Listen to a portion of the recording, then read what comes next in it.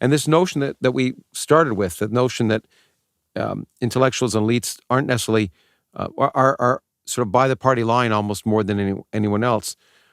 But I see another issue that's really become more pronounced since we last had our dialogue, which is this issue of free speech. And in this case, free speech on campuses.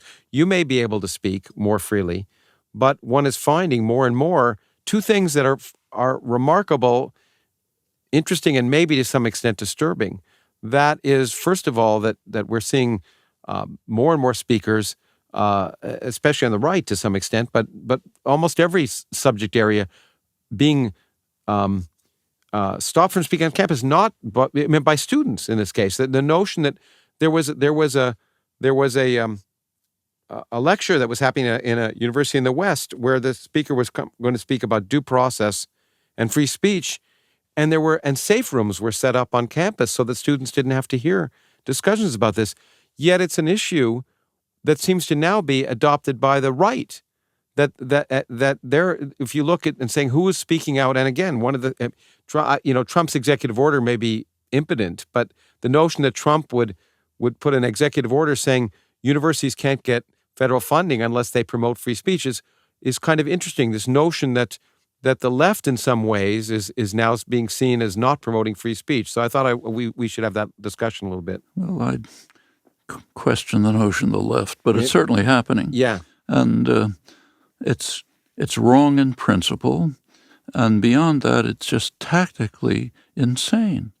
It's the best gift that you can give to the right. Yeah. If some right-wing speaker tries to go to a campus and is blocked, it's a gift. They love it, and you can see the way they're using it. This is, okay, we're the good guys. Yeah. We're defending freedom of speech. You guys are Nazis trying to protect. So if you want to give enormous gifts to the right wing and to the far right, to the neo-fascists, that's the way to do it. Exactly, but it's even broader than that. I think that there's some concern, and two people that I obviously am not a fan of Trump. I'm not a fan of Betsy DeVos. I've written about how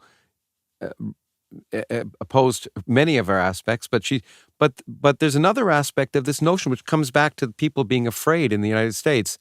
This notion that words have to be protected, that words are scary, that there needs to be safe zones. It's trigger warnings. Trigger warnings that when you would think, and I've always said this in the context of science, but I think it's true more generally, one of the purposes of education, I used to say it of science, but one of the purposes of education is to make people uncomfortable. Because if you're comfortable, you're not pushing you're not pushing the boundaries of what you know, understand. And if I was just at a lecture where people were saying they've changed their curriculum because if they upset students, they're worried that universities will remove them from teaching. And that seems to me, especially in an environment where at least our higher educational system has been very effective in educating students more so maybe than the public school system. I'm as concerned about. I think you're the fact that the right is usurping an issue that will come back to haunt others is one thing, but I'm equally concerned about the fact that people are afraid of ideas or discussions that make them uncomfortable. First of all, that's always been true. But since it was always the mainstream who was fighting off the wild men in the wings, nobody noticed it. Now we're noticing it. And it was wrong then, and it's wrong now. It's even worse now with the idea that somehow, like what you said, you have to have special places where students won't hear things. This is totally crazy. I mean, if a speaker comes in who you think is extremely offensive, first of all, you don't have to go to the talk if you don't want. Exactly. But the sane thing to do, which sometimes is done, is to use the opportunity as an educational opportunity. Yeah. Go listen to them. Meanwhile, set up alternative forums where you discuss the issues, you think about them, you look at the pros and cons.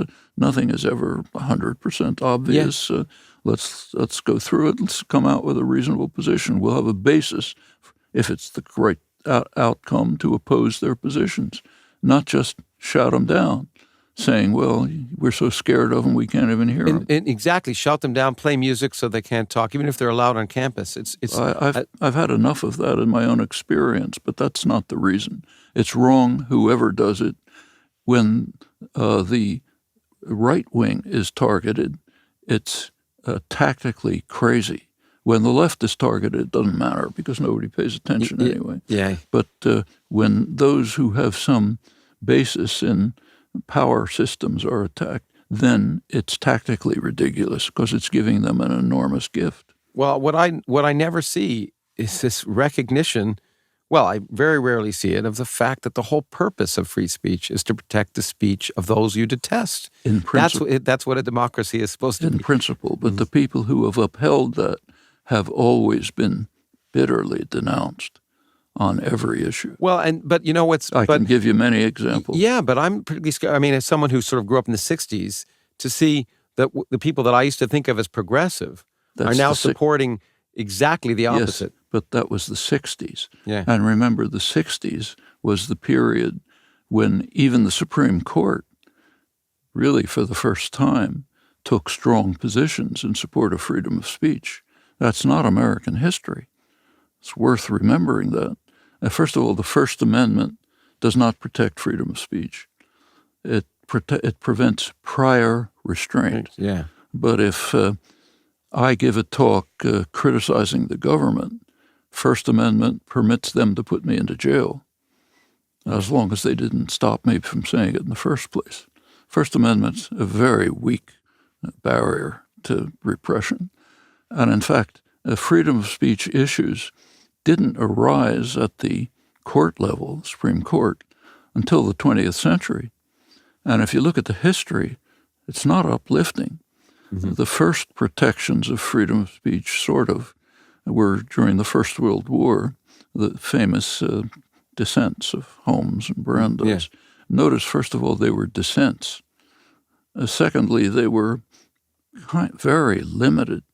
So in the Schenck case, the first case where Schenck, this guy was being sentenced for having written pamphlets against the war, the dissenters, Holmes, voted in favor of the decision. They said, well, too far, we've got to have a little freedom of speech, but nevertheless did it. It's a very mixed record up until the 60s. The first strong defense of freedom of speech by the court was actually in 1964. That's Times v. Sullivan, when it was a civil rights issue, when the state of Alabama declared that they were being libeled by the Martin Luther King and the civil rights movement because, racist sheriffs were being attacked. Kind of technically they were right by the thinking of the framers, but the Supreme Court overruled what's called sovereign immunity, that the state is protected from harmful speech, which holds in most countries, incidentally, including Canada, including Britain. They still have that. Yeah. But the United States struck it down.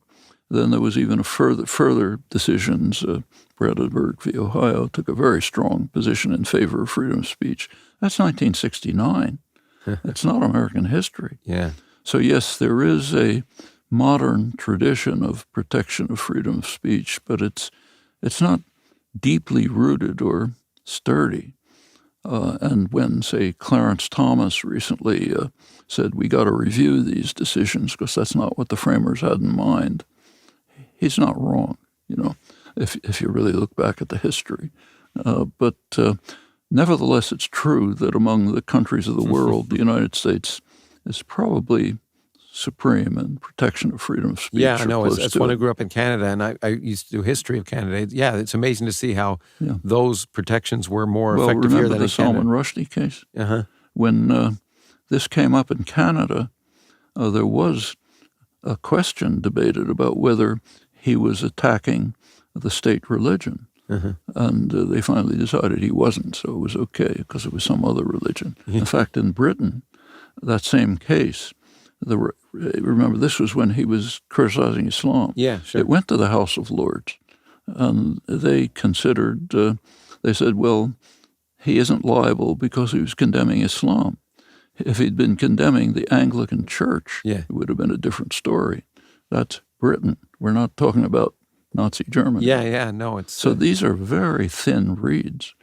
And like in France, for example, there are laws. I'm bitterly condemned for having criticized them, but there are laws in France that grant the state the right to determine historical truth and to punish deviation from what they determine. Mm-hmm. And that's been used, okay? And the French left intellectuals support it. We got to stop the speech we don't like. Yeah. This stuff is very thin. And the United States, by and large, has comparatively a good record. But the things you're pointing out are hitting away at some of the best things that have happened here.